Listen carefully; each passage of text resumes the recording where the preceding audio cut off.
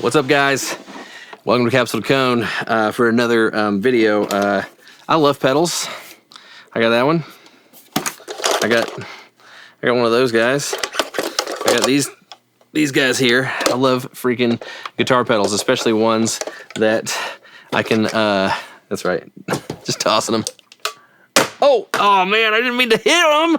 Oh, they're supposed to all go to the couch, and it was going to be really cool, and I hit two together. But anyways, I love guitar pedals, and I have a bunch that were really expensive, and I don't use them anymore, and that's what we're going to talk about today. All right, let's do it.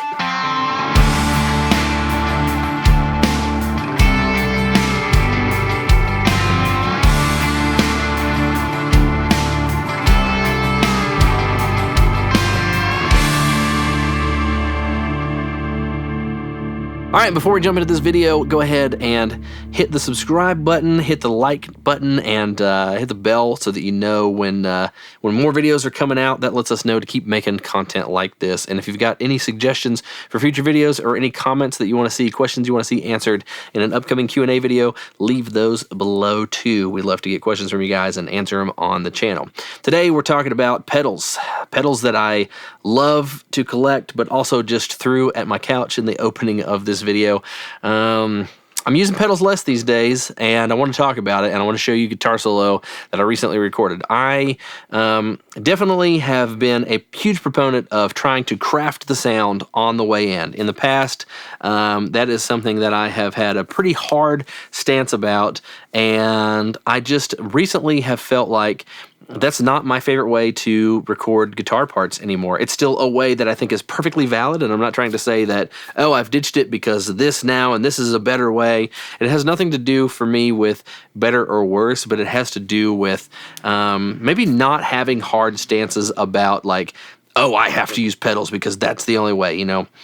Whatever it takes to get the sound, I think, is what you should use at the end of the day. I love using real guitar amplifiers.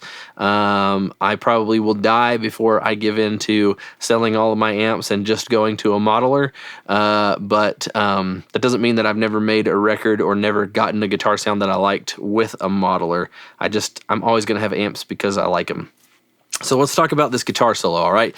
This is, we're going to take a look at this song from Family Dog again, and it's a really, really cool, epic guitar solo. We used the Friedman BE100 and loads of gain, and I think even a pedal on the front end, and there's even like some little noises of his hands and the picks, you know, as he's trying to play the part and stuff like that. And it's really cool, but it's like very epic and crazy, you know, fast, super fast runs, and it sounds really, really cool. So let's go ahead and listen to what this section of the song sounds like with just the guitar solo as with no effects on it, just the amplifier, speaker cabinet, microphone. Here's what it sounds like.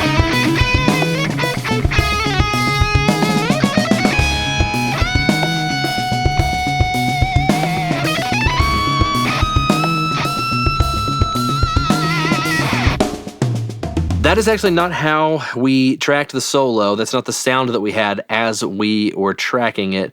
But what I actually did is what I'm starting to do now. Instead of using my timeline, instead of using my Big Sky, I'm pretty much anything that needs delay and reverb on it, I'm taking two plugins and slapping them on the guitar, and that's Echo Boy and Valhalla Vintage Verb, and then I'm dialing in the reverb and the delay sound that I want for the part with those two plugins. And one reason that I love this is that I'm capturing a mono amp almost all the time, just a 57 or a blend of a couple of different microphones, but I'm capturing it in mono. It's being summed to one channel on the console if it's more than one microphone, and I like that I can end up creating some sort of blend with stereo effects, reverb, and delay on the way in, and sort of trying to just go ahead and craft the way that I would want the ambience and the vibe of the guitar part to sound as I'm recording it. You know, I've always done that with pedals anyways, and so basically I'm just taking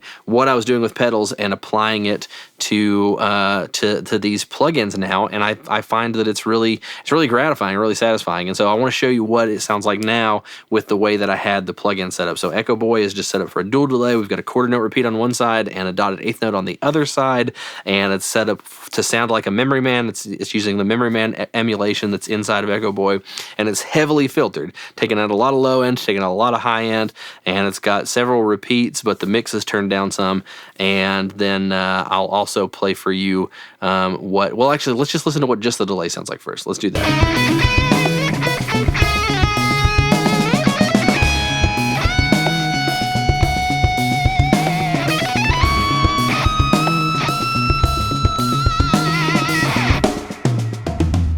All right, so that sounds really great, and I think that this is going to work really good because it's a guitar solo, and it's at this really epic part of the song, and so the ambience of the solo, it needs to sound super wide, and that's what using this mono guitar recording with these stereo effects is going to do. It's going to push all that ambience out to the sides. It's going to make the guitar solo sound huge and centered, but also really, really wide, and the repeats definitely, I'm trying to keep them out of the way. I don't want it to sound like a total stereo guitar. I want it to be like a mono guitar that's really wide with the stereo effects. So that's what we're going for here, and I think that's what we're doing with Echo Boy.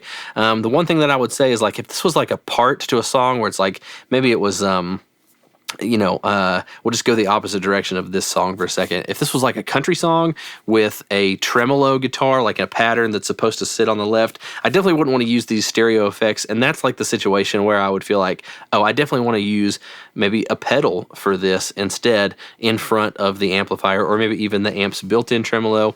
I could also use a plugin. There's a ton of great tremolo plugins out there, but I would want it to stay mono and not end up leaning on the stereo effects. All right, so now what we're going to do, we've talked about that. Let's look at what this, let's listen to what it sounds like with the reverb. So the plugin that we've got is Valhalla Vintage Verb, and again, I just pull up the default preset and then I just dial it for what I'm looking for. So got a lot of decay on this and some pre-delay, and I've used the filters to sort of take out some of the really high frequencies out of the reverb, but I'm adding a real big tail, and the repeats from the delay are pushing that tail out even farther. So we'll listen to sort of the end of this solo, and without any of the reverb and delay on, the solo just cuts off abruptly, but with the reverb and delay on, you get a really nice echo into the next section of this breakdown.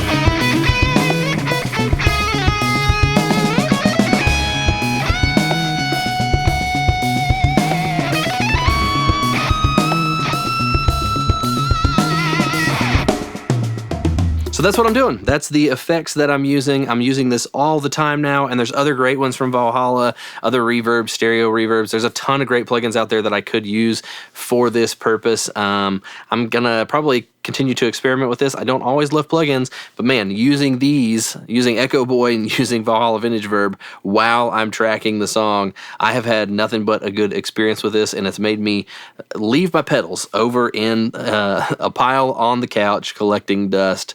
I still love my pedals, and I still plan on using them, but it's been a lot of fun, and so I would encourage you, challenge you to try to do this yourself. There's no right way, guys.